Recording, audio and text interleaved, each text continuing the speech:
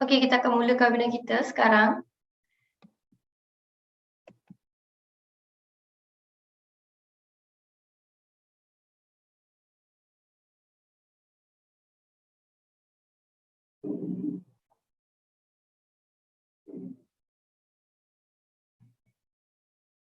Okey, sementara kita tunggu kawan-kawan kita datang untuk menyertai kita punya menyertai webinar kita pada hari ini. Kita akan mulakan webinar kita sebentar lagi.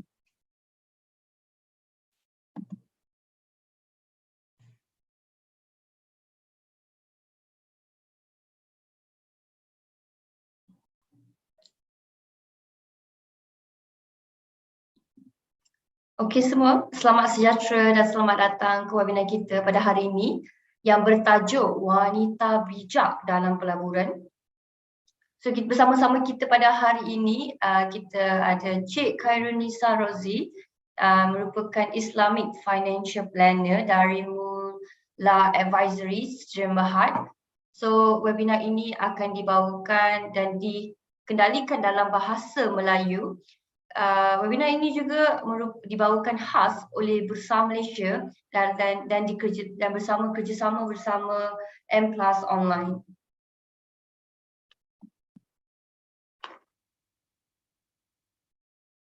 So sebelum Syaz mulakan webinar kita, izinkan Syaz kenalkan diri Syaz. Syaz merupakan, buat yang tak kenal siapa tu Syaz. Saya Syaz. Saya merupakan moderator anda untuk hari ini. So, untuk webinar kita hari ini, kita mempunyai kontes kepada semua wanita-wanita di luar sana. Apa yang kalau anda nak menang, RM800 mudah saja.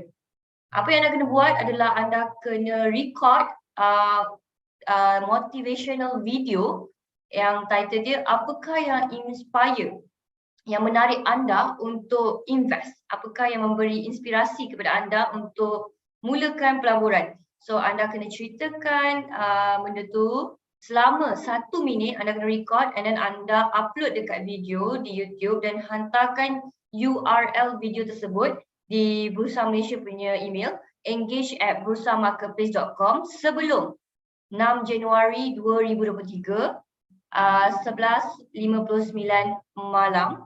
So anda perlukan video anda akan dipublishkan dan dipresent dalam Bursa Malaysia punya page dalam masa 2 hari bekerja sebelum kita terima kita punya URL tu. So top 5 video dengan mempunyai banyak like akan menerima RM800. So siapa yang bertuah top 5 tu akan menerima RM800 tunai. Alright, kepada siapa yang ingin join, anda boleh sertai. Kepada siapa yang mempunyai soalan tentang kontes ini, anda akan boleh tanya soalan ni dekat Q&A box. So Syaz akan jawab soalan anda. Alright, next. Disclaimer, so sebelum Syaz mulakan webinar kita pada hari ini, izinkan Syaz untuk baca disclaimer sebelum Syaz mulakan.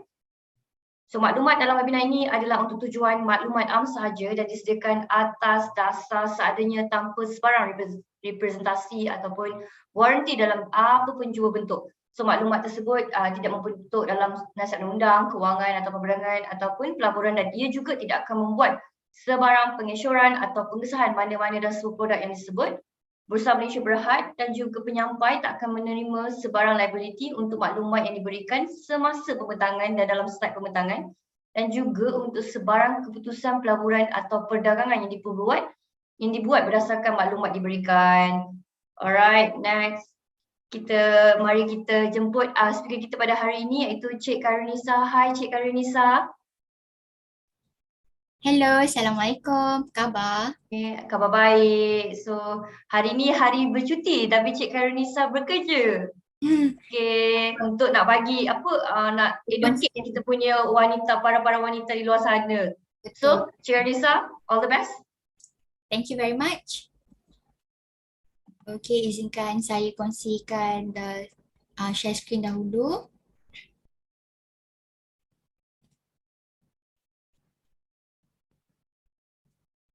Okay. Jelas ya? Nampak ke di screen? Okay, nampak. Alright, Alhamdulillah. Okay. Assalamualaikum dan selamat tengah hari semua. Sekejap ya. Okey. Apa khabar? Alright, dah tengah hari dah makan ke? Okey. Harap semua dalam keadaan yang baik dan selesa untuk sesi hari ini. Jadi sebelum saya mulakan pada hari ini, izinkan saya perkenalkan diri dahulu sebelum saya start lah apa yang saya nak kongsikan pada hari ini, alright? Okey. Saya Khairunisa binti Muhammad Rozi, Islamic Financial Planner di Mulai Academy Sdn Bhd, di mana saya mempunyai 5 tahun pendedahan dalam perancangan kewangan dan saya juga ada kelayakan graduan daripada perancangan kewangan Islam di Universiti Tun Abdul Razak dan ahli daripada Financial Planning Association Malaysia. Okey. Dan selain daripada persijilan profesional yang saya ada ni, saya ingin kongsikanlah sedikitlah latar belakang kisah peribadi saya. Kenapa saya ingin menjadi licensed financial planner ni? Di mana saya melihat sebelum ni lah, masa saya early 20s tu saya lihat orang sekeliling saya tidak pasti dengan status kewangan mereka untuk memenuhi keperluan mereka, macam jika mempunyai keluarga, tidak tahu hala tujuan anak mereka macam mana untuk hantar anak mereka masuk belajar dan sebagainya. Dan saya nampak juga bagaimana sesebuah keluarga yang penuh kasih sayang dibebani dengan isu keuangan kerana mereka tidak mempunyai dana yang secukupnya untuk menampung perbelanjaan harian misalnya, untuk dana pendidikan anak-anak, untuk hari persaraan mereka juga. Jadi kerana itulah ia membuat saya satu penyedaran, turning point for me untuk okay, it's time for you untuk masuk this industry untuk memberi awareness ataupun kesedaran kepada public, especially to the youth, untuk tahu pentingnya perancangan kewangan ni. Kerana jika seorang itu mempunyai keluarga, bagaimana nasib anak-anak, untuk diri sendiri apabila kita dah tua nanti, siapa nak sara duit kita cukup ke, dan kebajikan kita, hak kita sebagai seorang wanita, baik yang berkerjaya, baik suri rumah, baik yang sudah bersara, agar kita boleh, orang kata, berdiri di kaki sendirilah. Tidak perlu membebankan orang lain. Membebankan orang lain tu sebagai contoh keluarga, orang sekeliling kita, anak nanti mereka mau membesarkan. So kita tahu hala tuju kita di mana. So itulah titik turning point saya kenapa saya membuat Islamic Financial Planning ni, especially untuk kesedaran pada Muslim dan juga to the anak-anak muda pada zaman sekarang ni, insyaAllah. Okay? Alright, so seterusnya, so ini adalah serba sedikit tentang sesi kita pada hari ini.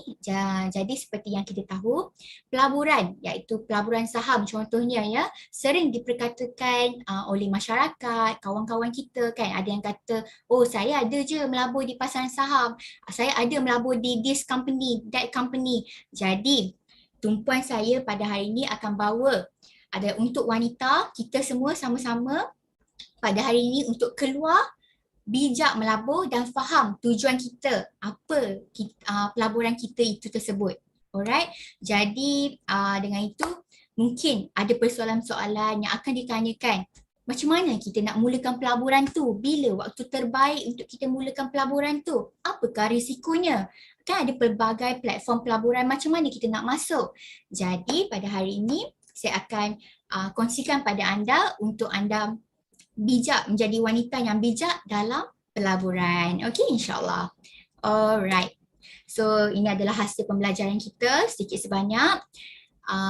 Dan ini adalah intipati sesi kita pada hari ini, di mana saya akan cover pengenalan pelaburan untuk wanita sehinggalah bagaimana untuk kita mulakan pelaburan kita pada apabila anda habis sesi ini, okay, untuk anda tahu.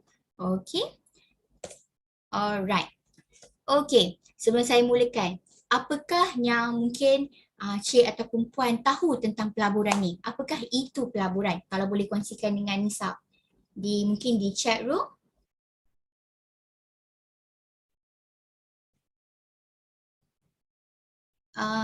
Ada nampak slide ke? Maaf. Nampak. Okay. Kalau boleh kongsikan dengan Nisa, tahu tak apakah itu pelaburan? Mungkin boleh kongsikan di chat room. Alright. Mungkin ada yang berkatakan pelaburan ni adalah risiko. Takut kita untuk invest dalam pelaburan kan. Dalam share market, dalam apa lagi? Dalam unit trust dan sebagainya. Jadi pelaburan ni adalah pertama adalah salah satu sebentar.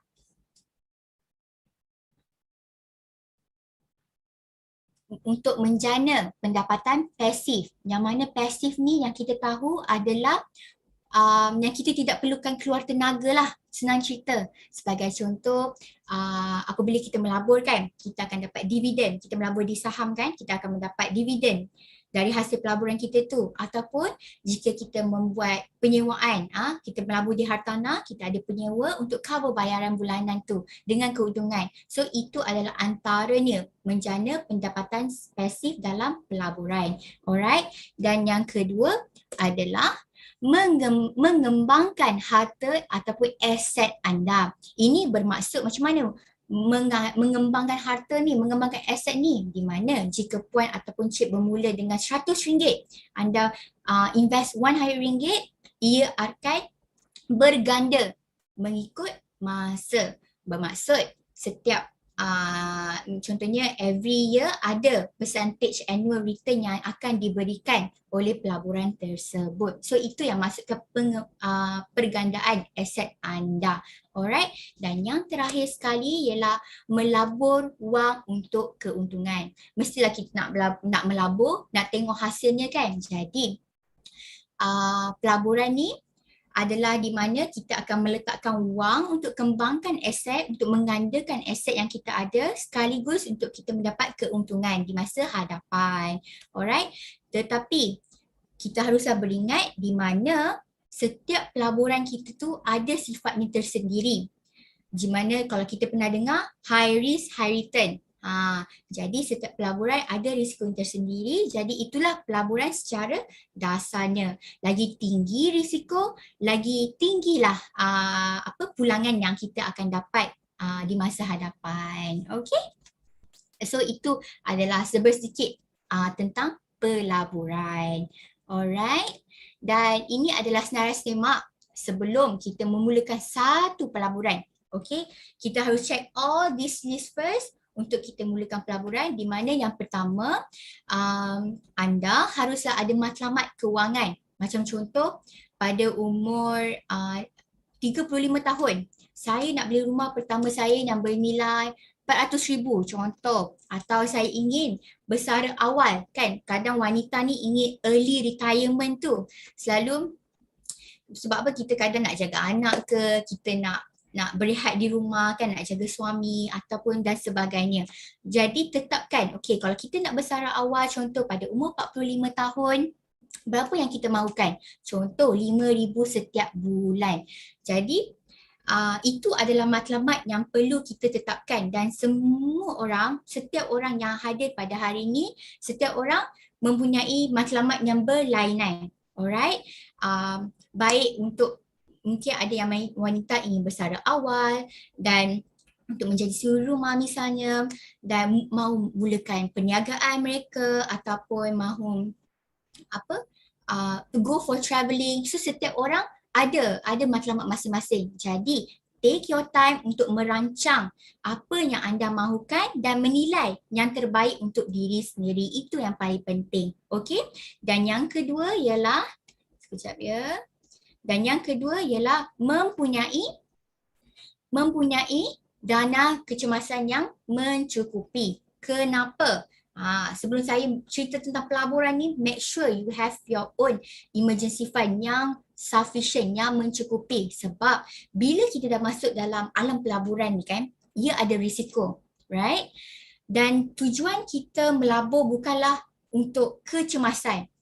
Kerana kita dah tetapkan saya melabur untuk apa? Untuk saya bersara, untuk pendidikan anak-anak, untuk beli rumah pada umur 40 tahun nanti.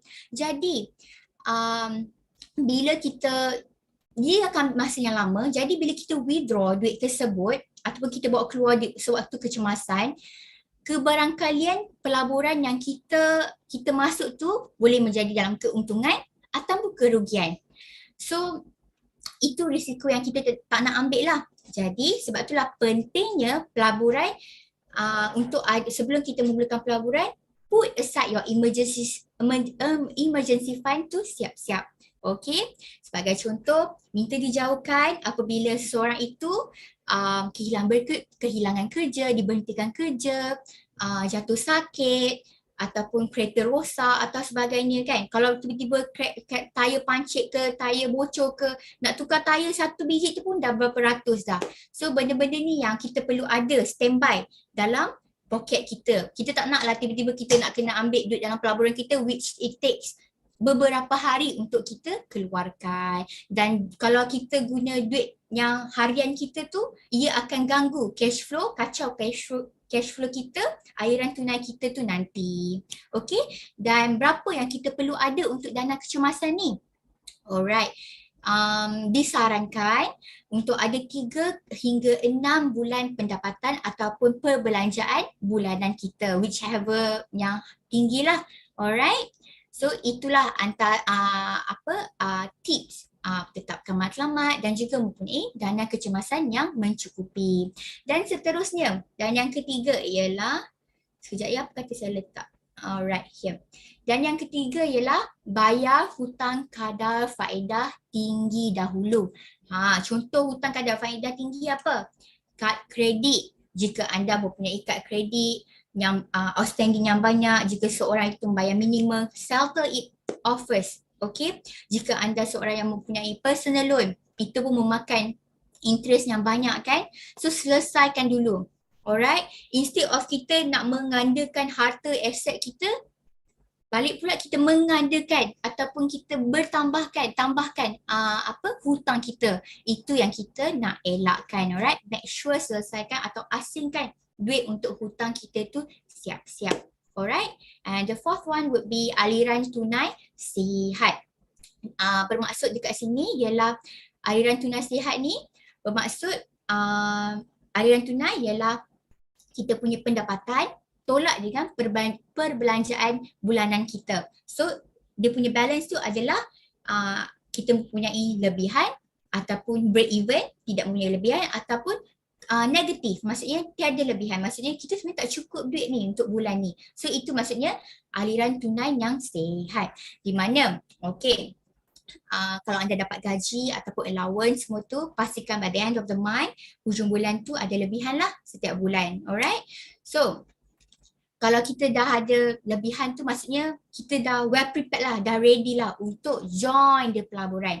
Alright, and janganlah guna duit makan atau duit bulanan kita yang sepatutnya kita bayar duit rumah, duit kereta, duit hutang-hutang tu untuk kita melabur. Tak nak, sebab nanti kita tak dapat bayar hutang tersebut dan kita masuk pelaburan, dua-dua rugi. Alright, kalau kita pelaburan tu tidak mendatangkan untung, lagi rugi. Okay, dan kita tak ada dah source of money daripada mana-mana. Okay, dan akhir sekali ialah perlindungan diri dan pendapatan. Maksudnya dekat sini ialah mempunyai your insurance ataupun takaful. Alright, ada pelbagai syarikat yang di luar sana yang offer this perlindungan diri dan pendapatan. Sebagai contoh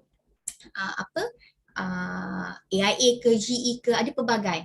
So make sure untuk dapatkan perlindungan ni minimum 10% sahaja from your gaji, from your pendapatan. And kadar untuk melindung perlindungan tersebut mestilah 3 ke 5 kali gaji tahunan anda. Tak perlulah lebih-lebih, tak perlu. Okay, kita tak nak kita ada perlindungan yang over coverage ataupun under coverage. Okay, dan elakkan sebegitu sebab nanti kacau kita punya aliran tunai tu tadi. Alright, so inilah antara 5 senarai semak sebelum kita mulakan pelaburan kita. Okay, alright, seterusnya. Ini yang saya nak tekankan. Mengapa wanita itu perlu melabur? Pertama, untuk jaminan diri dan keluarga. Alright. Mungkin ada yang kata wanita ni agak konservatif kan untuk mulakan pelaburan. Takut untuk ceburi dan pelaburan sebab takut rugi. So pertama ialah untuk jaminan. Kenapa kita untuk melabur ialah untuk jaminan keluarga, diri dan keluarga. Sebagai contoh Nisa beri, anda seorang ibu tunggal untuk meneruskan kehidupan untuk menyara anak-anak atau diri sendiri.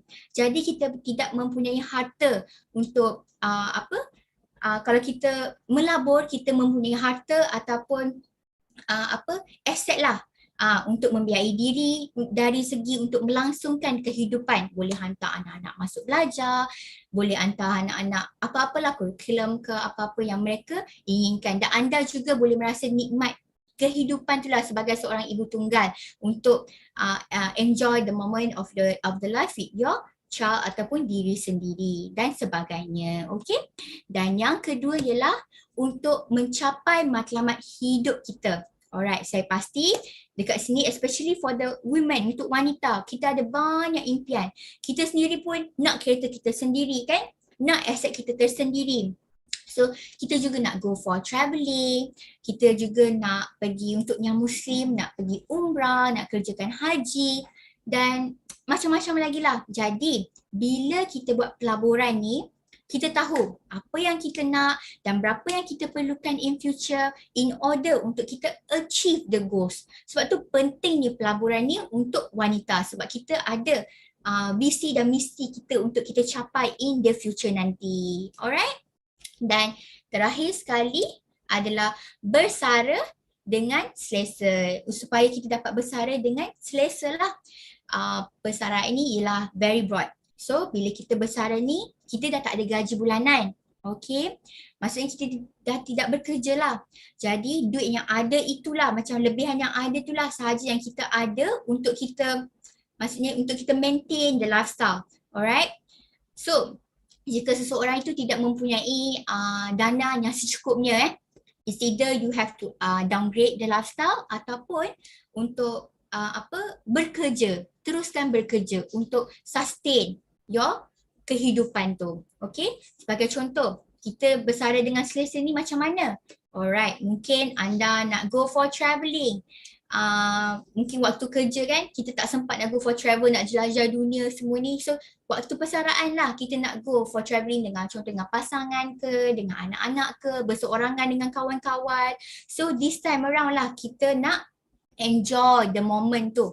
Okay, nak spend time dengan ahli family ke dan sebagainya. Okay, and kita nak ada keselesaan tu lah, bersara dengan selesa. Okay, alright. Dan akhir sekali, semestinya adalah untuk mengatasi kadar inflasi yang akan datang. Alright, kerana as you know, RM100 sekarang tidak sama nilainya dalam 5 ke 10 tahun akan datang. Jadi dengan melabur kita dapat mengatasi inflasi tersebut dengan baik. Okay, kita tak adalah duit tu makan dengan inflasi tu nanti. So inilah penting mengapa tiga poin penting mengapa kita sebagai wanita itu sendiri perlu melabur. Okey, jangan harapkan okey tak apa, kita ada suami, kita ada keluarga yang boleh menampung hidup kita. Be the independent woman yang berdiri di kaki sendiri dan kita boleh uruskan diri sendiri dan kita boleh capai apa yang kita mahukan di masa hadapan tu nanti, insya-Allah, dan kumpulkan aset itu sendiri. Okey? Alright.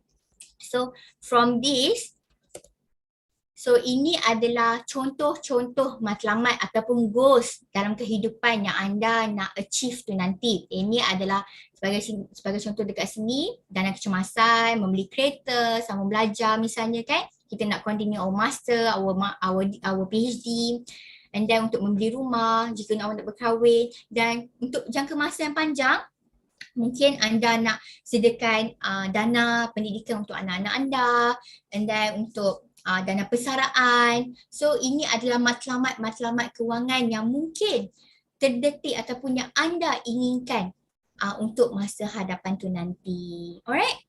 So ini adalah contoh-contohnya, dan seterusnya ialah dari segi dana persaraan pula. Alright, tadi saya kata bersara dengan selesa kan. So saya ingin tekankan dekat sini di mana kita sebagai wanita perlu melabur. Alright, kerana nasib hari tua kita tu nanti ia akan bergantung pada diri kita sendiri.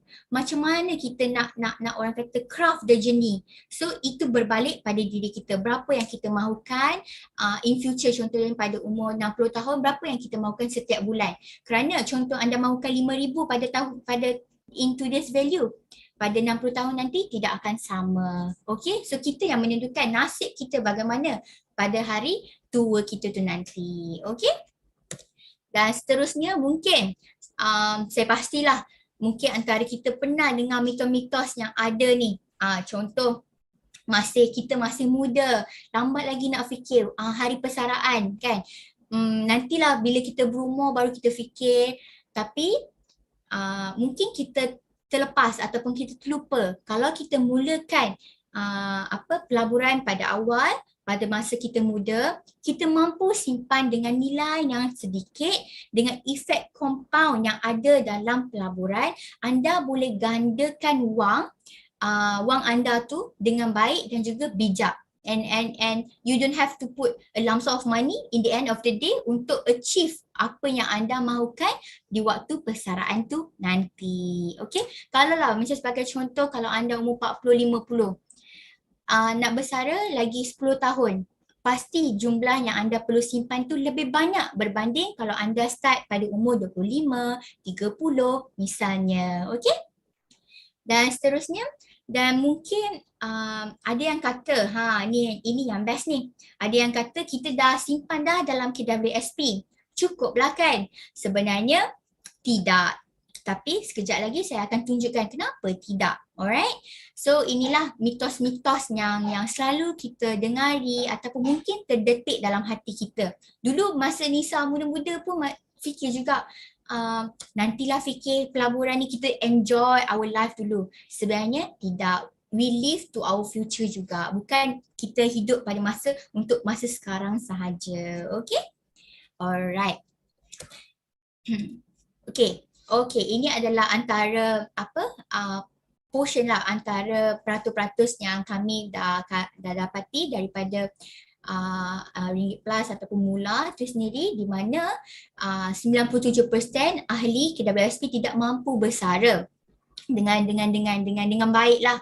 So maksudnya mereka perlu bekerja ataupun mereka perlu dalam tanggungan anak-anak contohnya. Okay, so ini adalah contoh-contoh kerajaan akhbar yang ada. Dan baru-baru ni juga ada mengatakan kita punya MOF lalu ada mengatakan kita perlukan at least 1 million, 1 juta untuk kita bersara dengan selesa.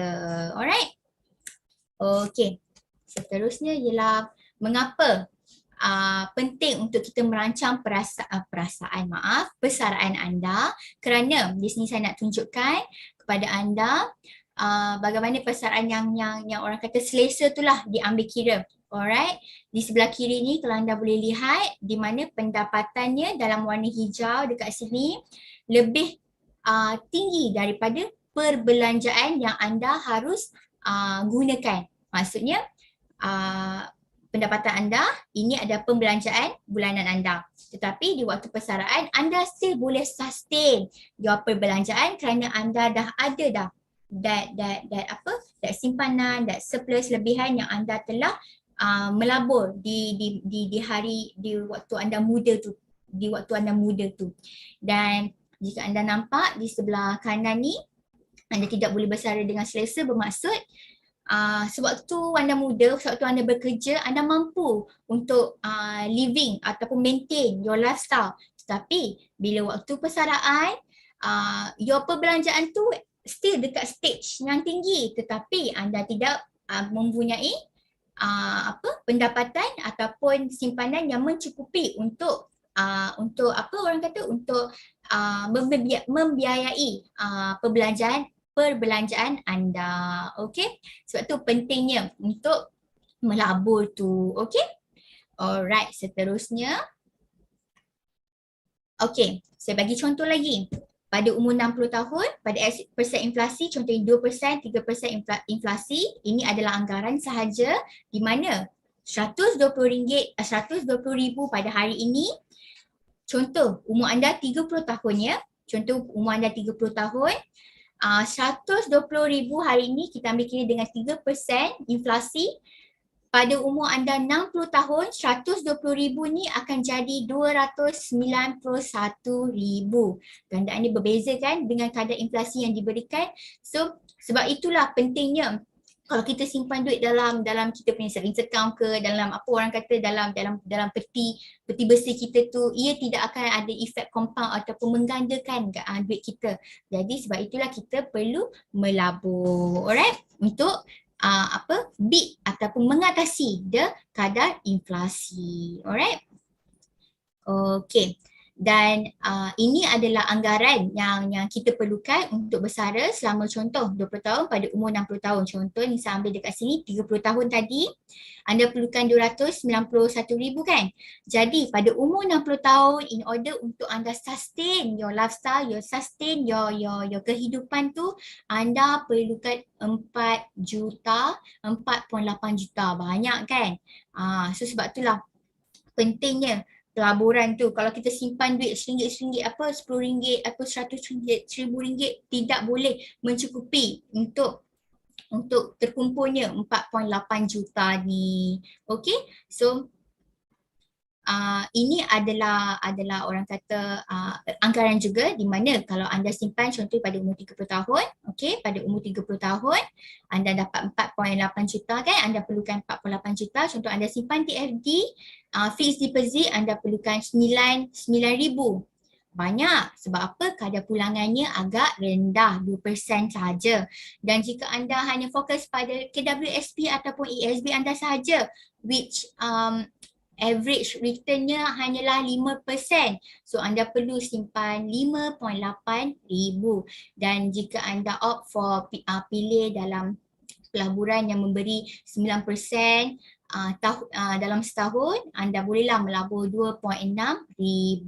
Okey, lagi tinggi lagi tinggi the pulangan, lagi kuranglah jumlah yang anda boleh laburkan tu. Tetapi anda perlu beringat, kalau kita mempunyai jangka masa yang panjang, anda mula pada waktu yang muda, anda boleh get the opportunity, boleh get the peluang untuk masuk dalam pelaburan yang agak berisiko, kerana kita ada time, that long term time tu untuk kita manage ataupun jaga kita punya portfolio pelaburan kita tu nanti. Okey, mungkin ada yang berkata, saya sudah mempunyai KWSP untuk persaraan saya. Adakah saya masih perlu risau? Jadi, saya bagi contoh ya. Ada case study di sini. Contoh, anda berumur 30 tahun, anda berpendapatan 4,000 sebulan. Okey, dengan ada incrementnya 4% dengan dan berikan dividen KWSP memberikan 5% average return, dan baki semasa dalam akaun anda, dalam KWSP akaun anda ialah 40,000. So pada umur 60 tahun tu nanti, anggaran baki KWSP with the 4% increment akan menjadi 2 juta. So sasaran yang tadi Nisa beritahu ialah anda perlukan 4 juta kan. So macam mana nak achieve 4 juta ni? So kita dah ada 2.1 juta. So apa yang kita perlu hanyalah untuk isi jurang kekurangan itu sahaja, which is 4.8 juta tolak 2.1 juta tu. So kekurangan dana yang kita perlukan ialah hanyalah 2.7 juta. Tidaklah seperti yang kita tulis kat sini, 2,000 ni. So kita mungkin half of this amount. Okay? So itulah sebagai case study, contoh case study yang saya boleh berikan. Ini untuk 4,000 dan ini pula untuk 8,000. Di mana kalau anda dapat 5% increment, dividen KWSP anda anggaran 5% dan kenaikan increment of your gaji is 6%. So mungkin pada umur anda 60 tahun, KWSP anda dah ada 3.6 juta. Ini bersyarat kalau anda tidak keluarkannya. So sasaran dana yang anda perlu is 4.8 million tu tadi. So 4.8 juta ni tolak dengan 3.6 juta. So kekurangan dana hanyalah 1.1 juta. So anda perlu kira lah, okay, macam mana kita nak isi 1.1 1.1 million ni. So kita kira lah, calculate the amount with together with the inflasi, berapa yang kita perlukan untuk persaraan dan untuk kita simpan hari persaraan kita tu nanti. Okay? So ini adalah case study lah yang contoh-contoh yang anda boleh ambil untuk hari persaraan anda tu nanti. Alright? So mungkin anda tertanya, kita dah kongsikan macam mana kenapa pentingnya pelaburan, lepas tu nak bersara dengan selesa untuk capai matlamat kewangan kita. So dekat mana kita nak melabur ni? Jadi kejap saya kongsikan dengan anda, ada pelbagai jenis pelaburan yang ada dekat Malaysia ni. Alright, kita ada sebagai contoh, kita ada pelaburan emas, pelaburan hartanah, pelaburan unit amanah. So ada banyak. Anda boleh membuat apa orang kata kaji ataupun pilihan anda sendiri. Okey, sebagai contoh kalau emas ni yang selalu orang beli yang juga emas 999, unit amanah ni bermaksud unit trust. Sebagai contoh di platform FSM1 ke, di Maybank, Principal ataupun di Public Mutual yang selalu orang ada tu. Hartanah ni anda buat sewaan, anda buat pelaburan di mana anda buat sewaan ataupun rumah kedai dan sebagainya. Okey.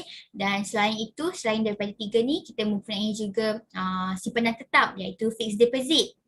Alright, tetapi pulangannya tidaklah sebanyak macam kita invest di dalam unit amanah ataupun di saham ataupun di kripto, tetapi setiap pelaburan ada sifatnya tersendiri. Okey, ini adalah contohnya fixed deposit, wang kripto, saham ataupun equity. So mungkin ada orang kata macam mana nak tahu saham ni? Okey, apa yang saya nak tekan pada hari ini ialah saham ataupun equity. Ia bermaksud kita melabur di syarikat-syarikat ternama iaitu public listed company yang didaftarkan ataupun dilistkan dalam Bursa Malaysia. Sebagai contohlah yang company-company yang kita tahu mungkin Maybank, Nestle, mungkin yang baru-baru ni waktu pandemik tu sering diperkatakan orang masuk Top Glove and then AirAsia dan sebagainya. Okey, jadi pada hari ini saya akan fokus pada pelaburan di pasaran saham. Okey? Alright. Okey. Ini adalah satu kajian yang dibuat oleh Bursa Malaysia juga dan also daripada Fidelity Investment pada tahun 2017 mereka mengatakan wanita ni lebih orang kata lebih konservatif dan pulangan yang mereka boleh dapat berbanding dengan lelaki lebih banyak. Tetapi at the same time, pelabur dari golongan lelaki, dalam kalangan lelaki lebih tinggi daripada wanita. Jadi setiap tahun daripada tahun 2020 pada hinggalah 2022 ada kenaikan 4% dalam tempoh 2 tahun tersebut. Tapi dengan hari ini saya ingin macam nak beri lagi lah orang kata kesedaran ataupun awareness tu untuk ada peluang anda untuk melabur dalam pasaran saham. Okey? Alright, seterusnya. Okey, jadi apa itu saham? Sebenarnya saham ni bermaksud, okey, sebagai contoh, duit kita berikan, contoh anda melabur sedikit wang, contoh anda mempunyai RM1,000 ataupun RM100, okay, anda berkongsi dengan syarikat, contohnya tadi yang Nisa berikan tadi Maybank, Top Glove ke AirAsia ke, anda berkongsi dengan syarikat tersebut untuk pemilikan kecil syarikat itu. Contoh, kita beli 100 unit saham Maybank, automatik anda dah dianggap salah seorang pemilik Maybank, tapi hanya pemilikan kecil sahajalah. Alright. So kemudian anda berhaklah, kita sebagai pelabur ataupun pemilikan kecil di syarikat tersebut berhak untuk mendapatkan undian ataupun boleh attend diorang punya AGM atau annual general meeting tu untuk mendapat undian ataupun jika mereka declare the dividend ataupun mereka declare the bonus, anda juga dapat berkongsi ataupun anda juga dapat the bonus ataupun dividen yang diberikan di syarikat yang anda laburkan tu tadi, contohnya Maybank tu tadi. Okey, so Tapi anda perlu beringat di mana setiap pelaburan itu ada risiko yang sebentar nanti Nisa akan kongsikan. So macam mana kita nak mulakan pelaburan di pasaran saham ni? Anda boleh beli terus melalui syarikat urus niaga, security, contoh di investment bank. Contoh investment bank ni, contoh anda boleh pergi ke Maybank ke, anda boleh pergi CGS-CIMB ke dan sebagainya. M Plus Online, Bursa Malaysia. So anda boleh buka this CDS account, Central Depository System ni, CDS account ni untuk memulakan pelaburan saham anda, dan juga anda bolehlah melabur di unit amanah equity ataupun ETF equity. Okay? Alright. Itu adalah sedikit tentang pelaburan saham, dan saya pasti anda pun nak tahu jugalah apa risiko-risikonya. Alright. So, macam tadi I've mentioned earlier, semua pelaburan ada sifatnya tersendiri. Maksudnya ada risikonya yang tersendirilah. Tetapi bagi pelaburan saham ni, ia lebih berisiko daripada anda melabur, contoh anda melabur di sukuk fund ke, bond fund ke, fixed deposit ke, unit amanah yang konservatif macam tu, kerana pulangan mereka juga agak rendah. Alright. Kerana apa dia berisiko tinggi? Kerana kita ni melabur direct ke syarikat tersebut. Maksudnya stok ataupun saham yang anda beli tu adalah tunggal. Maksudnya direct to the company. Jadi jika syarikat itu memberikan performance yang tidak baik ataupun bankrupt, muflis, automatik kita juga akan rugi yang sebanyak itulah, kerana unit harga syarikat tersebut akan jatuh. Bila jatuh, sebab oleh kerana jatuh tersebut, kita tak adalah, ia in future tu tidak akan mendatangkan keuntungan lah, ia akan rugi. So tiadalah pelabur nak melabur di syarikat tersebut, jadi automatik kita pun turut rugi juga. Alright. Tetapi jika kita melabur di syarikat tersebut, okay, kita melabur di syarikat tersebut mendapat keuntungan yang baik, financial statementnya bagus, pulangannya bagus, kita juga automatik akan memperoleh keuntungan daripada syarikat tersebut. So win-win situation lah. Okay. So sebab tu kita perlu prepare. Apa pun kita perlu prepare the base first. Sebab all this investment ada risikonya tersendiri. Sebab tu pentingnya ada dana kecemasan. Sebab kita takut benda-benda macam ni lah. Kerugian, kalau untung tidak mengapa, Alhamdulillah. But jika dalam kerugian, itu yang kita tidak mahu. Okay. And kalau dalam keuntungan tu, syarikat tersebut akan isytiharkan the dividend, bonus, so automatik kita akan juga dapat dividen ataupun bonus yang diberikan oleh syarikat tersebut. Okay. Alright.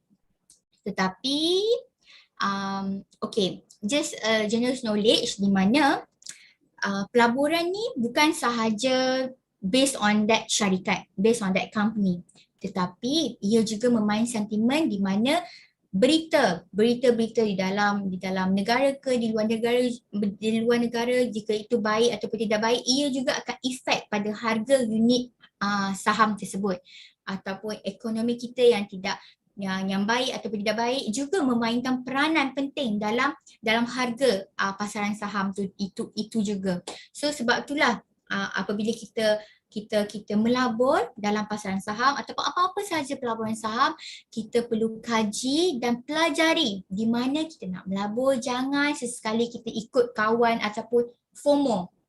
Okay, sebab tak nak ketinggalan. FOMO ni bermaksud fear of missing out, di mana kita tak nak ketinggalan. Oh, semua sekeliling kita melabur di tempat, contohnya di saham baru-baru ni, macam contoh waktu pandemik sangat popular orang melabur di growth stocks. So kita pun nak masuk dalam tu juga, tetapi anda perlu beringat orang lain dah masuk pada harga yang rendah, tapi kita baru dapat tahu apabila harganya dah tinggi. So kita mungkin bila dah harga tinggi tu, orang ramai dah bawa keluar duit mereka, okay, dah ambil duit mereka, dan kita masuk waktu yang tinggi dan automatik harga tersebut akan jatuh. So kita dalam keadaan yang kerugian. So itu yang kita tak nak. Okay, make sure pelajari dan kaji dulu sebelum kita melabur. Okay? And bagaimana pula dengan pulangan? So kalau macam dalam unit amanah 10 tahun lepas, ada yang mengatakan dalam fund fact sheet ataupun pulangan yang diberikan, ada yang boleh dapat degree equity fokus pada Malaysia dan global. Ia juga kita boleh dapat 8 to 13% secara tahunan. Pulangan yang diberikan tu secara tahunan 8 ke 12%, which is a good return lah, a good performance yang diberikan oleh syarikat tersebut.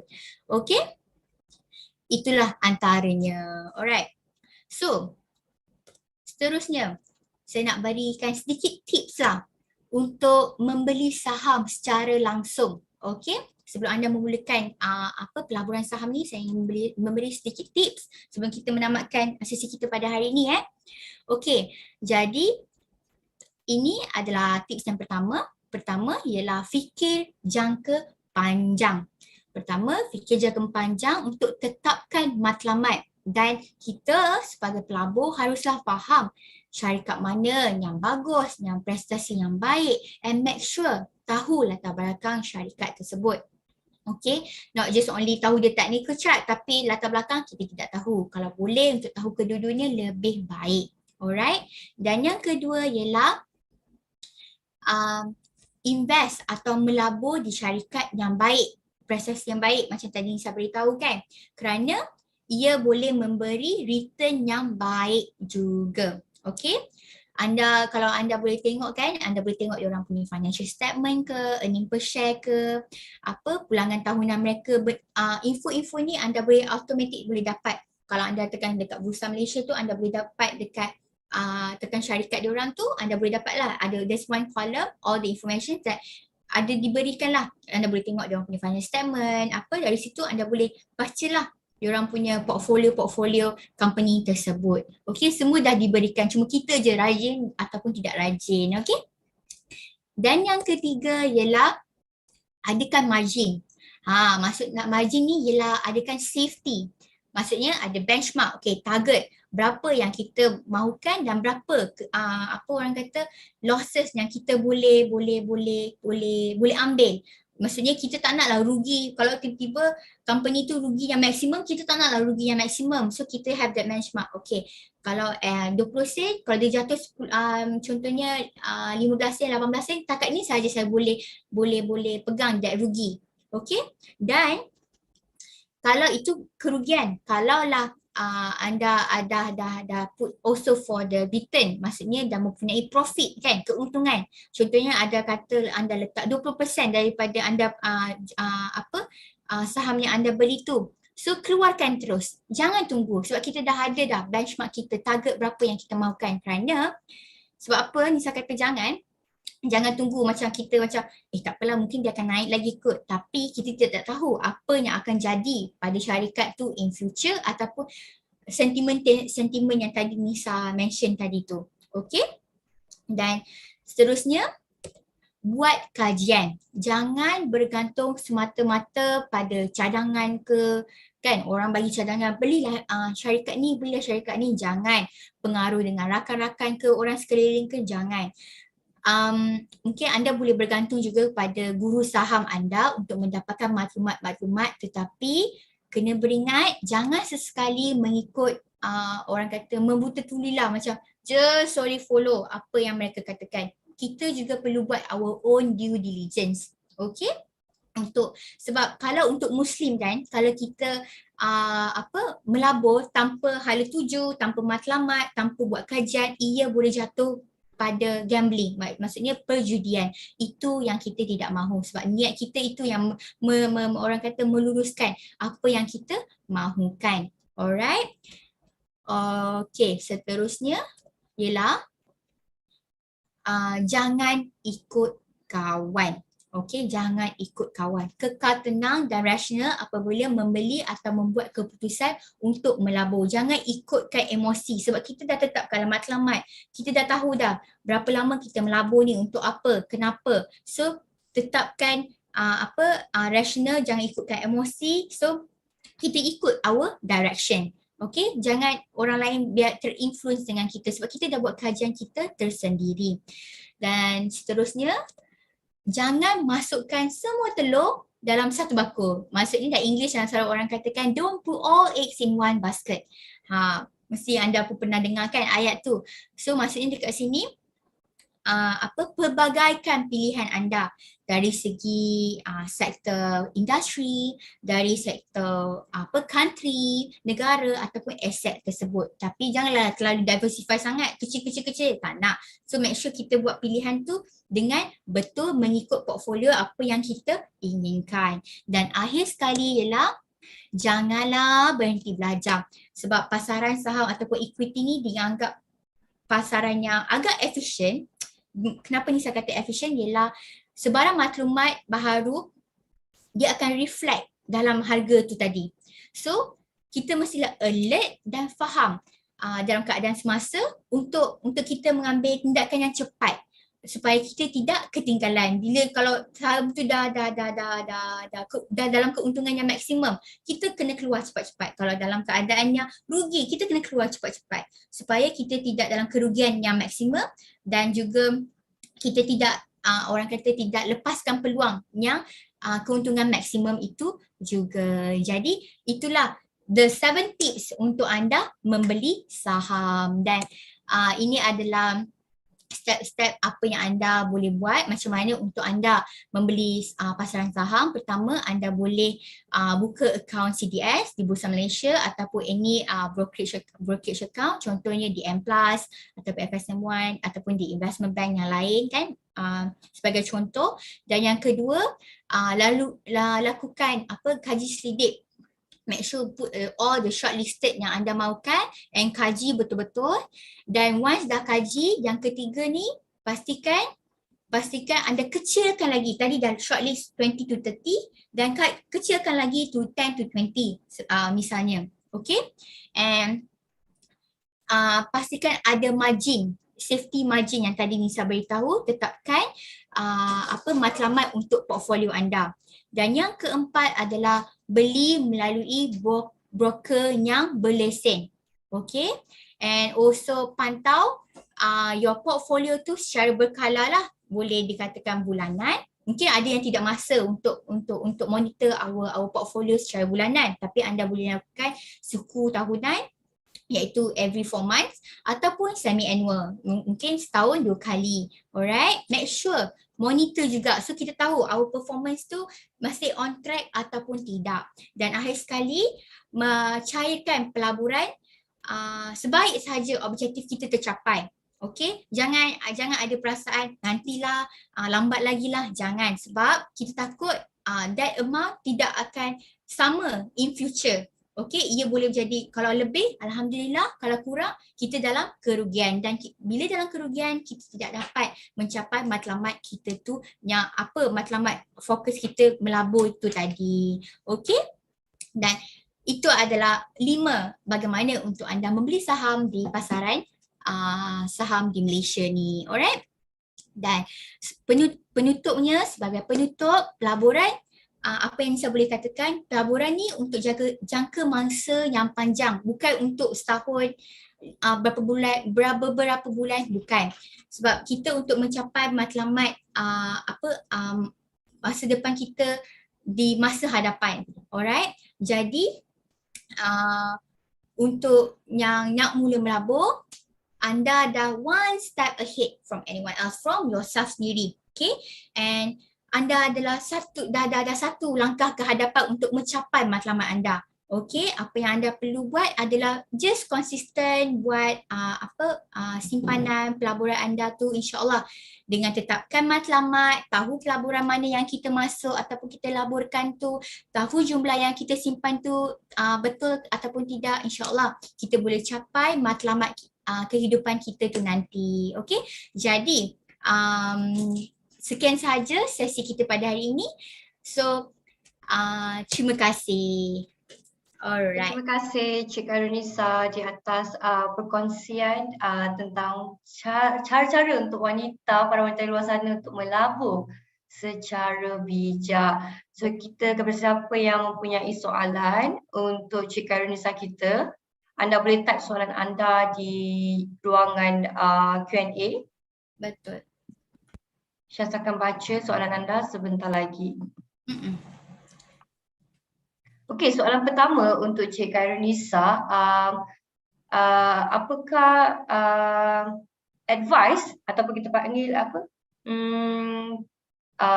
Apa tips daripada Cik Khairunisa lah kan kita panggil untuk para pelabur ataupun orang yang wanita yang baru nak melabur untuk student. Oh, okay. Student Okay. Student ni boleh katakan anak muda lah. Okay. Anak muda, ya betul. Anak muda. Dia boleh jadi umur 18 tahun sehinggalah mereka fresh grad. Alright, yang baru nak mulakan kerjaya. Mereka baru mungkin ada yang dapat allowance dari contoh daripada PTPTN ke, daripada ibu bapa. Sekarang anak muda sekarang ni allowance mereka agak banyak berbanding kita masa dulu. And also untuk fresh grad yang baru sahaja dapat gaji, merasa gaji dalam tangan. Okay, mereka merasakan duit tu untuk mereka enjoy dahulu sebab yelah baru dapat kan. So apa yang saya boleh orang kata nasihat ataupun boleh advise to them ialah kita boleh enjoy the gaji tetapi put some the allocation untuk masa depan kita. Sebab saya pasti especially for the anak muda, tak kira untuk students ataupun fresh grad, mereka baru nak mulakan kehidupan, mereka baru nak beli kereta, mereka baru nak berkahwin, nak beli rumah. So itu adalah aim apa yang mereka nak seterusnya. Jadi mulakan daripada sekarang, daripada muda, instead of tahun depan nak beli rumah, baru nak mulakan. Contoh, bila waktu persaraan nanti umur 50 tahun, 40 tahun baru kita simpan. Tak nak, sebab daripada daripada muda lah, kita boleh simpan dengan kadar yang sedikit, macam tadi Nisa beritahu tadi, dengan kadar yang sedikit dan efek compound yang ada dalam pelaburan ini, kita boleh manfaatkannya in future insyaAllah. So, itulah antara tips yang especially for the youth lah untuk gunakan. Okay, start your investment early. Macam tu. Okay, untuk pendapat Cik Khairunisa, pelaburan apa yang sesuai untuk para belia kita ni? Okay, pelaburan mana yang sesuai? Actually setiap pelaburan ni ada baik buruknya lah. Orang kata ada kelebihannya tersendiri. Tetapi pelaburan mana yang sesuai tu akan ikut apa matlamat kita. Sebagai contoh, kalau dia nak go into persaraan, instead a long term journey kan. Kalau a long term journey, dia boleh opt for the high risk punya tempat, growth asset, di mana dia boleh simpan dalam contoh pelaburan saham, equity saham, dalam unit trust yang agresif. So dia boleh manage dia portfolio ni in a long term. Kalau lah dia nak masuk macam contoh dia nak masuk dia nak simpan untuk dana kecemasan dia, boleh dia opt untuk, kalau yang Muslim dia boleh opt untuk tabung haji ataupun ASB.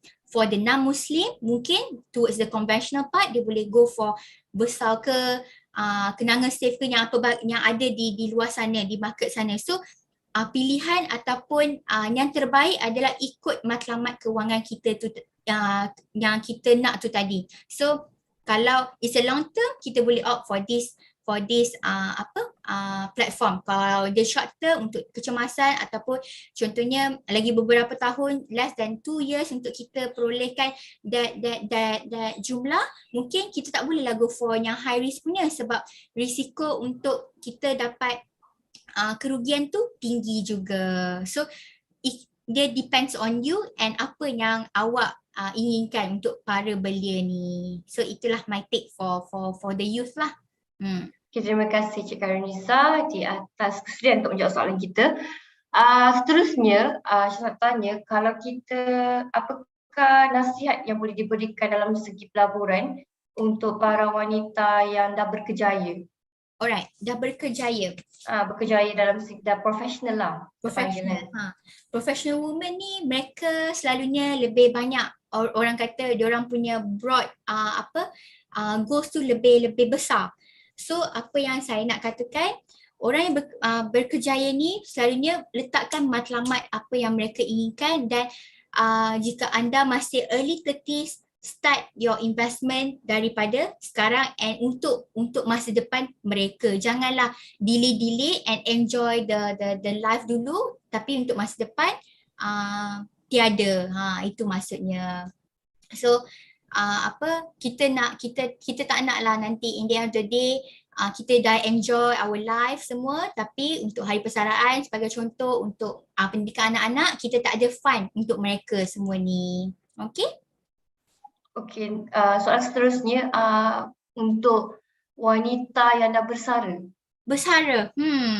Good questions. Apakah option yang sesuai untuk wanita yang dah bersara ni? Okay. So kalau kita nak tarikkan dia pergi ke long term ke ataupun short term ke macam mana? Okay. Kalau untuk wanita yang bersara ni kan, selalunya mereka dah perlukan duit tu. Mereka tidak bekerja kan untuk melabur every month. So apa yang mereka boleh lakukan, sebagai contoh, duit KWSP mereka dah ada, contohlah dah ada 1 juta. Okay? Mereka tidak perlulah keluar that lump sum of 1 million. Sebab pertama, kita ada kadar inflasi yang kita nak atasi kan. That 1 million tak boleh sustain another 20 years. So apa yang kita boleh lakukan for that year, contoh pada umur 61 anda boleh keluarkan partial amount saja from that 1 million. So another contohnya another the balance tu anda boleh simpan dalam in your KWSP ataupun di investment platform yang memberikan pulangan yang agak konservatif, yang tidak memberi risiko yang agak tinggi, untuk pastikan that capital tu yang kita ada, duit yang kita ada tu terjamin di masa hadapan, tetapi ia boleh mengatasi inflasi yang akan datang, macam itulah. Okey, ni last soalan untuk Cik Karnisa. Boleh. Pendapat Cik Karnisa untuk wanita yang suri rumah. Suri rumah, okey. Suri rumah pendapatan dia tak ada, setengah pendapatan suri rumah ni besar, ada juga pendapatan suri rumah ni kecil. Betul. So macam mana diorang nak mulakan pelaburan diorang? Apakah option yang ada dekat pasaran kita ni yang boleh kita bagi peluang dekat housewife ni? Okey, baik. Pelaburan diorang. Okey, baik.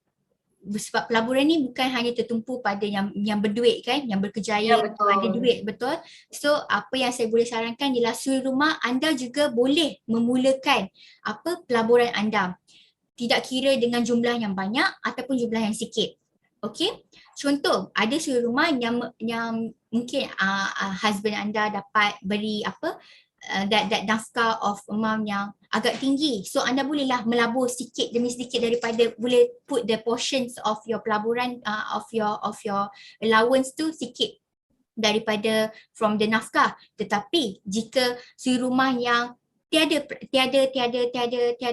income lah, tiada allowance, yang memang solely based on your husband kan, apa yang mereka boleh lakukan ialah mungkin mereka boleh go for side income dan boleh melabur juga di dalam pelaburan-pelaburan yang tadi saya katakan. Contohnya boleh simpan emas di pasaran saham. Plus point untuk suri rumah ni adalah di mana mereka mempunyai banyak masa di rumah untuk mereka kaji all this syarikat ataupun fund-fund yang ada di dalam pelaburan saham tu. So untuk mereka belajar tu boleh ada banyak masa lah. Kalau macam bila contohnya yang ada anak tidur ke kan, mereka boleh lah buat kajian mereka tersendiri. Sebab my mom herself seorang suri rumah. So apa yang dia buat ialah bila ada baby tidur, dia akanlah buat kajian, this industry making profit, so kita boleh join this industry walaupun dengan amount yang sedikit. Sebab dalam pasaran saham ataupun dalam unit trust anda boleh invest, the lowest amount is RM100. Okay, kalau untuk Muslim ataupun Bumi Putra, anda boleh invest sebanyak, the minimum is RM10. So jangan lepaskan peluang anda semata-mata anda kata saya tidak mempunyai income ataupun saya tidak mempunyai pendapatan yang mencukupi untuk harian anda. Kalau anda membuat allocation yang betul, yang sebaiknya, dan juga tahu kepentingan pada masa hadapan, insya-Allah anda boleh melabur dengan untuk mencapai matlamat yang anda inginkan tu nanti, insya-Allah. So yeah, that's my take. Panjang pula. Okay, terima kasih Cik Karunisa di atas kesediaan untuk menjawab semua soalan yang diberikan. So kita harap soalan-soalan ni boleh diguna pakaikan kepada kita punya participant untuk pelaburannya di akan datang.